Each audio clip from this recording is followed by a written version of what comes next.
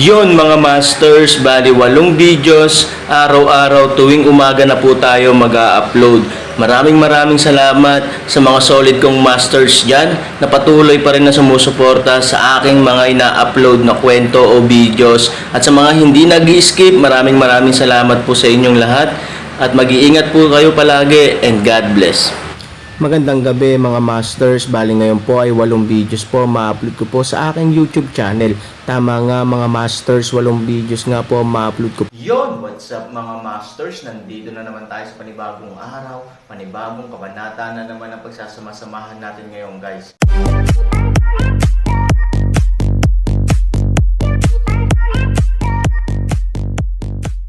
Bali mga masters, kung bago ka pa lang po sa aking YouTube channel, please click the subscribe button, lalong-lalo na po yung notification bell guys, para maging connected pa rin tayo sa isa't isa at maging updated kayo sa mga susunod ko pang video. Bali mga masters, bago natin umpisahan ng kwento ay mag-shoutout po muna tayo para sa mga solid nating tagapakinig. Shoutout kay Panday 2.0 at shoutout kay Darwin Robera. Yun na nga mga masters, no? Bali hindi na ito patagalin. In 3, 2, 1, let's go!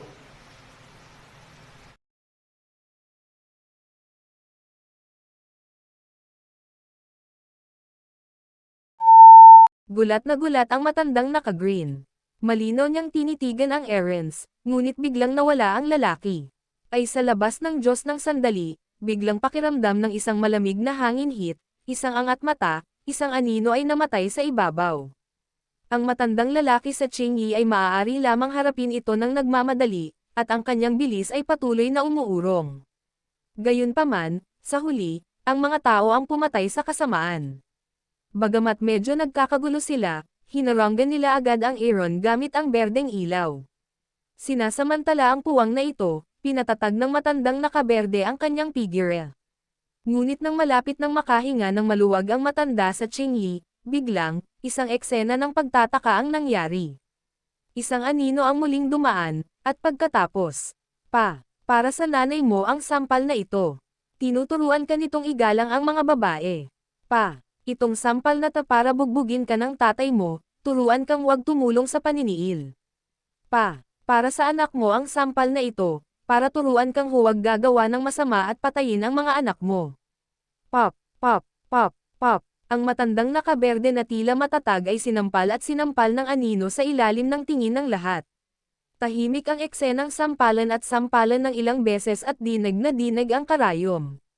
Napatulala ang buong barkada. Ang matandang nakaberde ay isang master ng pagpatay ng kasamaan, ngunit ngayon siya ay sinampal na parang apo.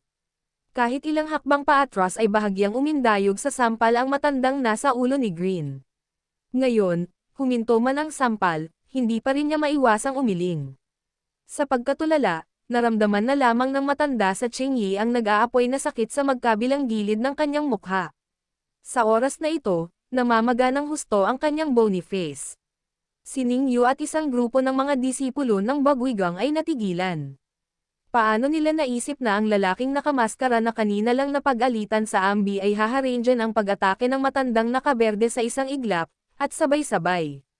Sinampal siya ng napaka-wild. Well, wala akong mahanap na dahilan para fan ka. Bahagyang itinaas ni Aaron ang kanyang kamay at tiningnan ito, ngunit hindi niya maiwasang umiling.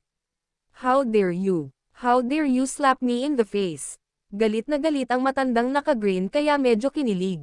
Tinalo siya ng Aaron sa ganitong paraan, na mas masakit kaysa sa pagpatay sa kanya. Matanda, ikaw naman. Ngumiti si Han Sanchen, pagkatapos ay sumigaw sa paanan ng bundok, tulungan mo si Mang, itago mo ito para sa akin. Ngayon, wala sa mga taong ito ang bababa ng bundok ng buhay para sa akin. Baliw. Baliw hanggang dulo. Nakakabaliw talaga. 2 lalaki, 70,000. Sinusubukang panatilihing wala sa kanila ang buhay. Ang ganitong uri ng mga salita ay talagang magpapatawa sa iba, ngunit sa oras na ito, walang nang ahas na tumawa. Lahat ng amo ni Zoxi ay sinampal niya sa mukha katulad ng kanyang anak. Ito ay nagpapakita na ang lalaking kaharap niya ay may parehong mga nagawa. Gayunpaman, kahit na hindi mababa, ang mga langgam ay maaaring pumatay ng mga elepante. Ngunit ang kabilang panig ay may 70,000 katao, at walang kakulangan ng maraming eksperto. Galit na sinabi ni Fuya, Dam, patayin mo itong umutot na pagong na apo para sa akin. Kung sino man ang pumatay sa kanya, lahat ng babaeng disipulo ng palasyo ng Beigiao ay magiging kanya. Kasabay nito, gagantimpalaan sila ng 1,000,000 amethyst. Sa sigaw ng galit, agad na nagtipon ang mga tao. Dapat mayroong magigiting na lalaki sa ilalim ng mabigat na gantimpala. Isa pa, ang mga nakakalokong salita ni Aaron na ngayon lang ay halatang ikinagalit nilang lahat. Lousy yan ng double swords mahay, ngayon ay puputulan kita ng aking mga kamay. At si Lu Jun, ang buhay na baril na hari ng Lousy, Tianshan Iron Whip Willow Leaves. Isang master ang lumipad palabas sa karamihan at dumiretso sa Aaron. Sa isang kisap mata, mayroong 70 o 80 katao. Nang makitang lumilipad ang mga taong ito, mukhang namumutla si Ningyu. Karamihan sa kanila ay kilala sa paligid ng lungsod ng Qinglong. Kabilang sa mga ito, ang may pinakamasamang paglilinang ay mayroon ding ethereal realm. Paano makakayanan ni Hansani ang gayong pagmamadali? Sa sandaling hinawakan ang espada, sumigaw si Ningyu, tutulungan ako ng lahat ng mga disipulo. Ngunit nang malapit nang sumugod ang mga disipulo kasama si Ningyu.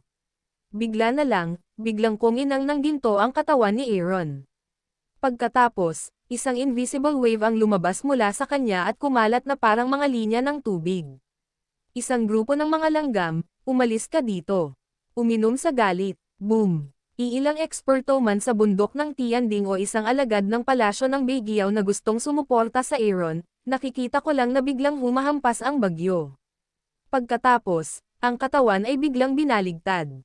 Bang! Sa Aaron bilang sentro, sa loob ng radius na 20 metro, ang lahat ng mga tao ay direktang natamba ng malalaking alon at sunod-sunod na bumagsak sa lupa. Palace Master, masyadong mayabang ang lalaking ito. Tutulungan natin siya, pero hindi niya alam ang pagkakaiba natin sa kalaban. Isang babaeng disipulo ang natamba sa lupa ng isang malaking alon at nagreklamo ng mapait.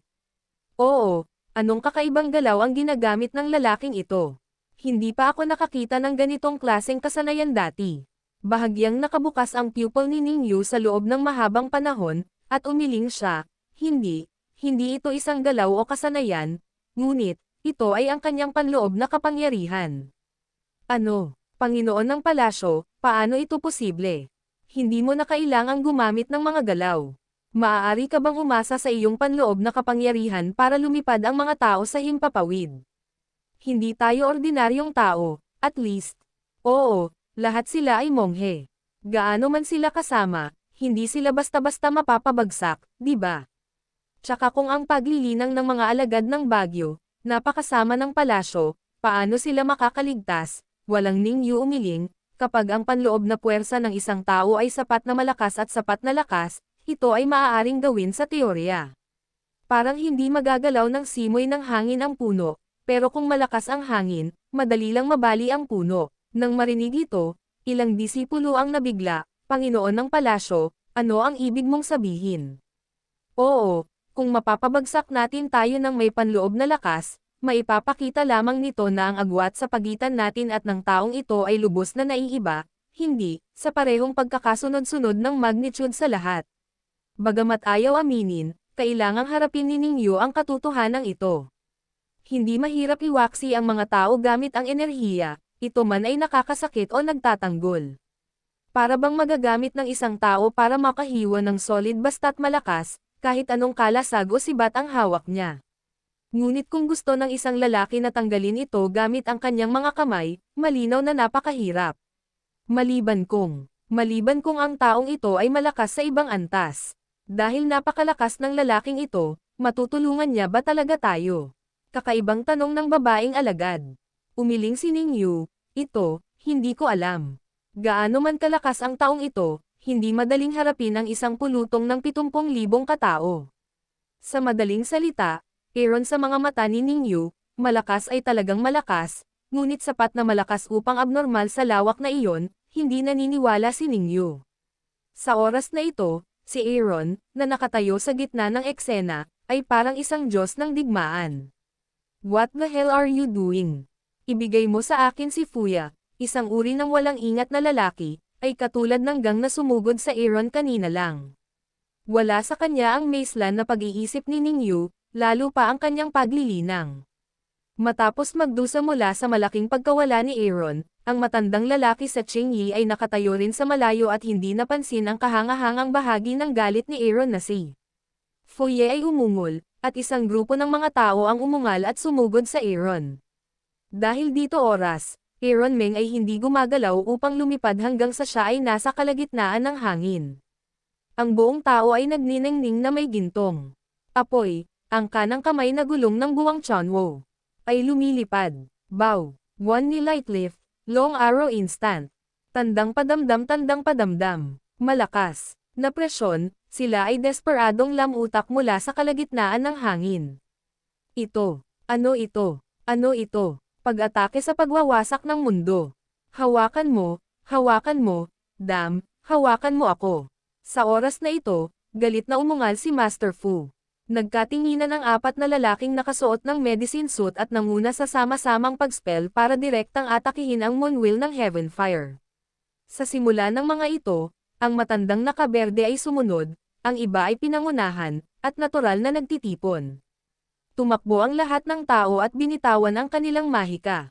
Dayton oras, libu-libong liwanag na tipon ng sama-sama, biglang boom sa langit apoy buwan gulong mula sa langit. Dang! Sa isang malakas na ingay, ang 10,000 sinag ng liwanag ay bumangga sa gulong ng buwan ng apoy sa kalangitan, at ang lupa ay nanginig kasama nito. Ang nabuong mga alon ng hangin ay naging sanhi ng marahas na pagyanig sa mga nakapaligid na puno at bahagyang yumanig ang mga bahay. Si Ning Yu at isang grupo ng mga babaeng disipulo, kasama si Fu Mang sa Mountain Pass, ay natigilan. Kamangha-mangha ang gayong engranding eksena. Mole Ant. Sa gitna ng hangin, Aaron malamig na boses ng isang ngiti, sa kamay maliit na din. Boom! Bigla na lang, tila ang mas malaking ilaw ng wandaw ay parang tubig na sumasalubong sa papel. Nakadikit lang ito saglit, at tuluyan na itong nilamon ng Chunwo Moonwheel sa isang iglap. Ang pula at asol na ilaw ay nahulog sa lupa. Bang! Sa isang malakas na ingay, ang bundok ay nanginig at ang mga labi ay nahulog. Sa oras na ito, kalahati ng 60,000 tropa, medyo malayo sa larangan ng digmaan, ay natamban ng malakas na liwanag. Bagamat ang matandang lalaki sa Changyi at ang kanyang apat na disipulo ng Yaoshen Pavilion ay mabilis na nakalayo, sila ay nayanig pa rin sa aftershock ng pagsabog na parang isang sirang linyang saranggola. Matapos ibagsak ang 12 ng mga sundalo sa bundok ng Tianding, nagawa nilang patatagin ang kanilang mga sarili. 5 tao ang sunod-sunod na isang subo na dugo ang bumulwak, ngunit walang oras upang kainin ang sakit, dahil sa oras na ito ng mga ito, lubos na nabigla sa tanawin sa harap nila.